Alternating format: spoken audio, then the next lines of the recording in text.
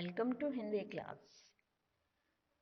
आज हम सिद्धिस पुस्तक में पद्य खंड में नागार्जुन द्वारा रचित कविता का अध्ययन करेंगे।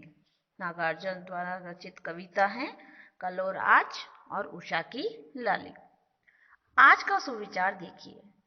सत्संगति में बुद्धि बढ़े, जिमि झाड़ ओठ में घास। तुलसी संग कुसंग के, तो होए बुद्धि को नाश।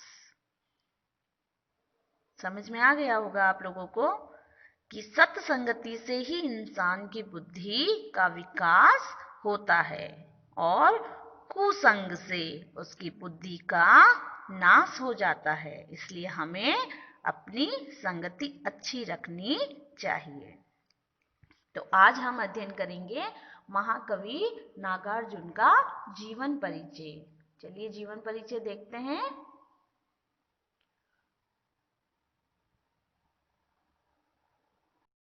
नागार्जुन जन्म 1911 ईस्वी, मृत्यु 1998। जीवन परिचय देखिए। हिंदी और मैथिली के अप्रतिम लेखक और कवि नागार्जुन का जन्म बिहार राज्य के दरभंगा जिले के सतलखा गांव में हुआ था। ठीक है, तो ध्यान रखिएगा। ये क्या है? कवि हिंदी और मैथिली के लेखक हैं। ठीक है, मैथिली भाषा के प्रमुख लेखक नागार्जुन हैं। इनका जन्म बिहार में हुआ और इनका मूल नाम वैद्यनाथ मिश्र था। ये भी आपको ध्यान रखना है। आरंभिक शिक्षा संस्कृत पाठशाला में हुई, फिर अध्ययन के लिए वे बनारस और कोलकाता गए। 1936 में लंका गए। यहाँ लंका क्या है? श्रीलंका। और वहीं बौद्ध धर्म में दीक्षित हुए। बौद्ध धर्म में दीक्षित होना यानी इन्होंने बौद्ध धर्म को अपना लिया। उन्होंने साहित्य में नागार्जुन, जब हिंदी साहित्य में ये रचना करते थे तो नागार्जुन नाम से रचनाएं लिखते थे तथा मैथिली भाषा में यात्री उपनाम से रचनाएं की है। तो इनके दोनों नाम ही इम्पोर्टेंट है, आपको याद रखना है कि नागार्जुन नाम से ये हिंदी साहित्य में रचनाएं लिखते थे और यात्री उपनाम से ये मैथिली भाषा में लिखते थे।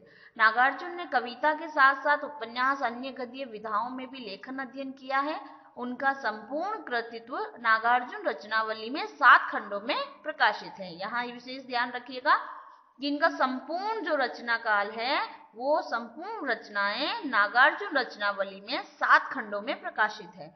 उन्होंने हिंदी अकादमी, दिल्ली के शिखर सम्मान, उत्तर प्रदेश के भारत भारती पुरस्कार तथा बिहार के राजेंद्र प्रसाद पुरस्कार से सम्मानित किया गया।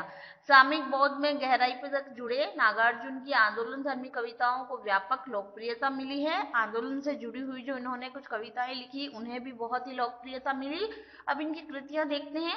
युगधरा, सतरंगे पंखों वाली, हजार हजार बाहों वाली, तुमने कहा था, पुरानी जूतियों का कोरस, आखिर ऐसा क्या कह दिया मैंने, मैं मिलिट्री का बूढ़ा घोड़ा। ये जो इनकी रचना है ये बहुत ही विशेष है।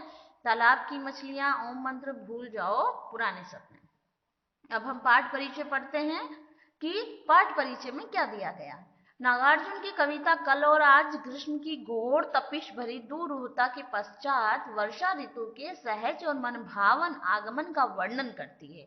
पाठ परिचय अगर हमने तरीके से पढ़ लिया, समझ लिया तो आधी कविता हमें समझ में आ जाती है। हमें ये पता चल जाता है कि हम आने वाली कविता में क्या पढ़ेंगे, क्या हमें पढ़ना है।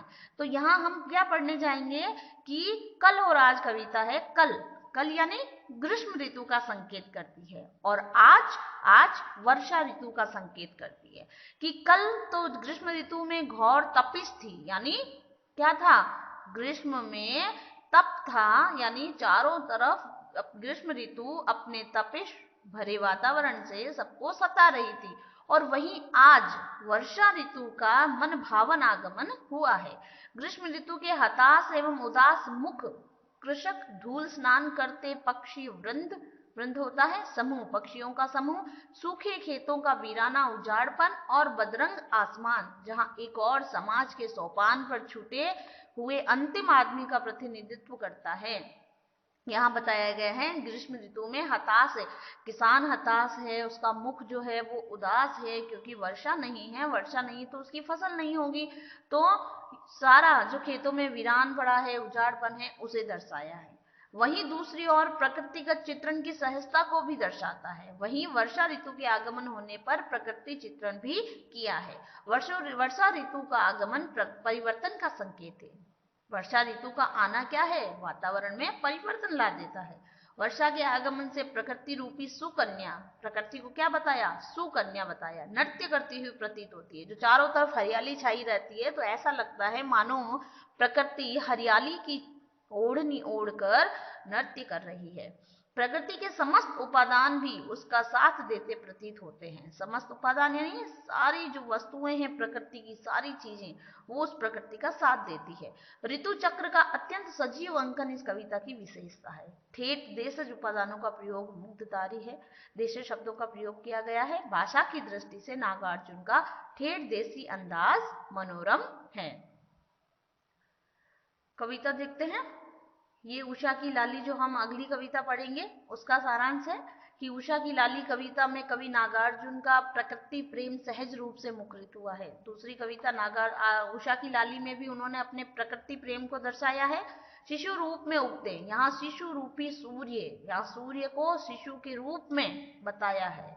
ठीक है, रूपक अलंकार कि अप्रतिम छटा से कवि का मन अभिभूत हो जाता है, मन उनका सूर्य के प्रति मोहक हो जाता है तथा उदय होते सूर्य की केसरी आभा, जो सूर्य उदय होता है उस समय उसका जो रंग होता है वो उसकी केसरी किरणों से हिमगिरी के स्वर्ण शिखर का आभास दे रहे हैं, हिमालय के स्वर्ण शिखर प्रतीत हो रहे हैं, से कवि दूर नहीं हो चाहता। उन्हें देखने से उसकी वो अपनी दृष्टि को, वो अपनी नजरों से उस मनमोहक दृश्य से नहीं हटाना